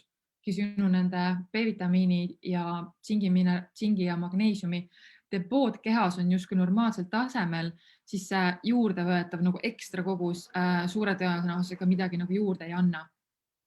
Aga jah, et kellel on puudus, siis nagu lisaks nende manustamine võib nagu tõesti siis une kvaliteeti nagu parandada. Aga siis võib-olla räägin ka põgusalt sellest, et kus neid asju nagu toidust saab, et põhiliselt B-grupi vitamiinid me saame ikkagi just need B6, 3 ja 12 me saame siis pähklitest, seemnetest, munast, maksast ja siis lihast. Et just ma näen ka, et pähklite seemnete osakaal ikkagi enamus inimeste toidulaual, ka minu klientide toidulaual pigem on nagu vähene või puudulik täiesti. Et need pähklite seemned me siinkohal nagu hästi julgustaks sööma. Ja kus me saame... Nad on kõik toidab nahka, kõik head rasvad, mikrobiomi, pähklid on paremad vahepalad, et ma ka inimestele, et ongi see India pähkel ja pistaats kooritud, ma söön nagu õhtuti. Ärge kartke need pähklite kalorid, need ei tee sulle... Ja ma ütlen ka, mina söön... Ja kusjuures üks fakt ka, et 30% pähklikaloritest üldse kuulub seedimisele ehk et me ei saa nagu võtta, et need kalorid, mis pähklites on, see ei vasta tõele. Et mina ka, ma söön ikkagi päris suurtes kogustes pähkleid ja ma ei suudaks öelda, et ta kaalu kuidagi nagu väga palju. No see on see glükeemiline korgus, millele tähelepanu peab suunama oma toitumisele, et see nagu on A ja O. Selles tihedas toidumaailmas. Ja kui rääkida siis magneesiumist näiteks, siis soovitatakse just sellist magneesiumi vormi nagu tauraat, et see siis jõuab nagu meie aiu paremini, kiiremini, et see võib olla siis kõige parem see variant.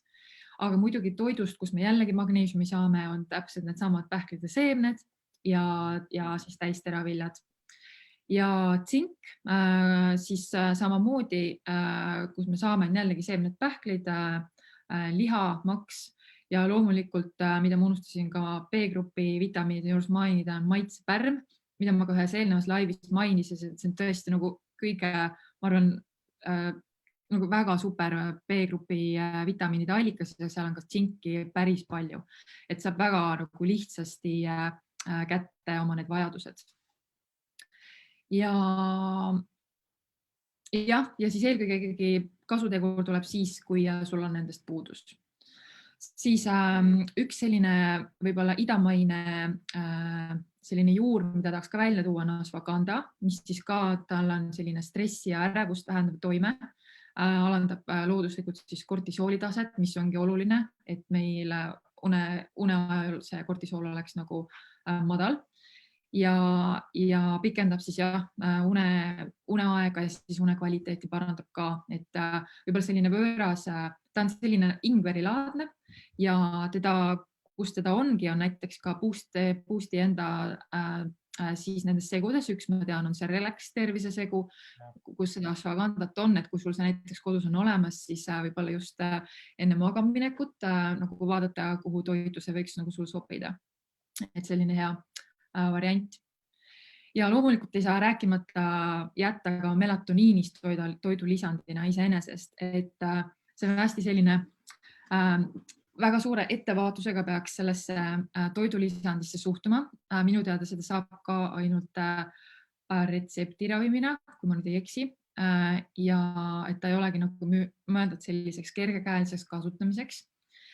Ja ühes sellises metaanalüüsis, mis siis analüüsib erinevaid uuringuid kokku, toodigi välja, et sellest melatoniinist, kui sa seda kuuri teed, siis selle uneaeg, mis sa sealt võiduks said, oli siis 4 minutit, et see on nagu nii väike aeg, et mõtle, et kas melatoniin on ikkagi hormoon, et kas sul on seda nagu hormooni ekstra sisse vaja süüa, et võib-olla sul on rida nagu palju teisi asju, millest me siin enne rääkisime, mida sa nagu enda heaks ära teha. Aga kellel ta siis tõesti nagu võib toimet avaldada, on jällegi nagu eakad, 60+ inimesed, kuna nendel see käbinääre, mis meil on ajus, mis toodab meile melatoniini, ta on juba nagu kärbunud, ta ei tööta enam sellisel efektiivsusel nagu näiteks lastel või täiskasvanutel ja tõesti nendel võib ta siis nagu kasutegurit omandada. Aga jällegi see on hästi individuaalne, et kui sul nagu kõik teised nüansid on ära proovitud, kõik toitumine korras, valgus korras ja sul on nagu ikkagi probleeme, siis võib-olla tasub seda melatoniini ikkagi katsetada, et ma ei ütle, et see sul nagu toimida ei võiks. Aga jah, liigsel tarvitamisel ka võivad siis olla sellised kõrvalmõjud, et nende suhtes tasub ka olla ettevaatlik. Timo, olid sul mingid ka nüansid, mida tahtsid mainida? Jah, et melatoniini puhul jah, see sünteetiline, ta ei anna seda sama efekti, mis sul keha loomupäraselt toodab, et me nagu loeme, et melatoniini näiteks on sihuke kasutegur, et melatoniin teeb hästi palju, melatoniin nagu ütlesin, on meie pimedushormoon ja ta tegelikult on koostöös kasvuhormooniga taastab ja ravib ja kõike teeb nagu, aga see sünteetiline ei ole nagu see sama asi, et me loeme, et võib-olla need ravimifirmad kirjutavad, et umbes, et see teeb seda, siis tegelikult see ei käi nagu sünteetilise kohta, see käib nagu loomupärase kohta. See on nagu sihuke. Magneesiumi puhul on see, et magneesium on hästi erinevaid sorte, et kindlasti lugege, mis seal on peal, seal on vist oli, ma eksi vist 8 või 7, midagi sihukest, et mina ise kasutan magneesium lütsinaati, on ka samamoodi aitab rahustada magneesium treonaat, seda Eestis eriti müüda, aga on ka siuksed näidatud ajule, et iga teatud magneesium läheb teatud kohta, et see on nagu hästi huvitav, et lihtsalt mingi magneesium osta, et tavaliselt mingi oksiid, mis on nagu väga halvasti imenduv ja mõni võib kõhu lahti teha, mingi magneesiumi liik, et on magneesiumilist väga erinevat, et ma võin panna ka selle, ma panen kommentaaridesse pildi, et siuke hea lihtne pilt on, kus on näha nagu, mis magneesiumi sordid, mida nad teevad. Ja, see oleks väga hea kindlasti. Tahtsid lisada või ma veel, on üks asi veel, mis ma tahaks rääkida. Ja, räägi ära. Et ashwagandha, jah, mina ise ka seda kasutan, ashwagandha alati Siuke hea lehekülg on examine.com, et kus saab kontrollida ka, kas need toidulisandid, mida müüakse või kas neil on nagu teaduslikku seost ka. On siuke hea lehekülg, kus on koondanud kokku kõige paremad, kõige tõetruusamad uuringud ja saab kohe lihtsalt kontrollida ja ashwagandha on hästi palju leitud ja ongi, et ärevusega inimestel ja suurtel stressiperioodidel, et see nagu aitab ja seda sama relax pulbrit enne magaminekut ja millega seda võiks siis võib-olla isegi segada. Ma räägin kollageenist, et kollageeni sisaldab ka hästi suures osas glütsiini,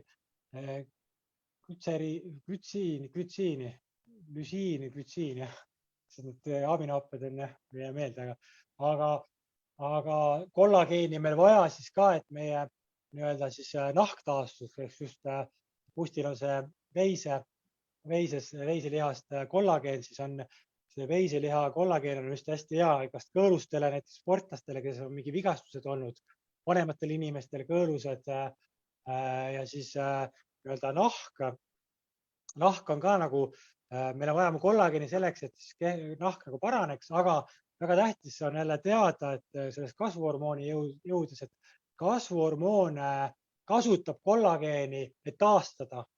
Ehk kui sul kasvuhormoon on madal, siis selle kollageeni pulbrist võib-olla ei ole üldse kasugi sul, et igal nende toidulisandidel on ka nagu meie keha tegelikult on väga tugev kaitsesüsteem, me ei vajagi nagu nii palju asju, noh. Aga kui me teeme midagi valesti, siis me ei saa seda kätte, aga me võib-olla hakkame siis püüdlema nende mingite toidulisandite poole, et saada siis, aga nii-öelda, mida vanemaks saame, siis meie kollageeni tootmine väheneb, et me peaks võtma seda juurde, et seda kollageenit ikka räägitakse, siis võib-olla ashwagandhat siduda selle kollageeniga ja see kollageenis on siis abinooppa, mis siis aitab ajul rahuneda see glütsiini ja samamoodi siis kehatemperatuuri alla tuua. See ise ma kasutan, et ma joon õhtuti kollageeni, et kasutan seda, et teen nagu siukse väikse joogi. Hea mõte kindlasti. Ja. Nii, aga ma arvan, kas on meil teemad vist ära kaetud?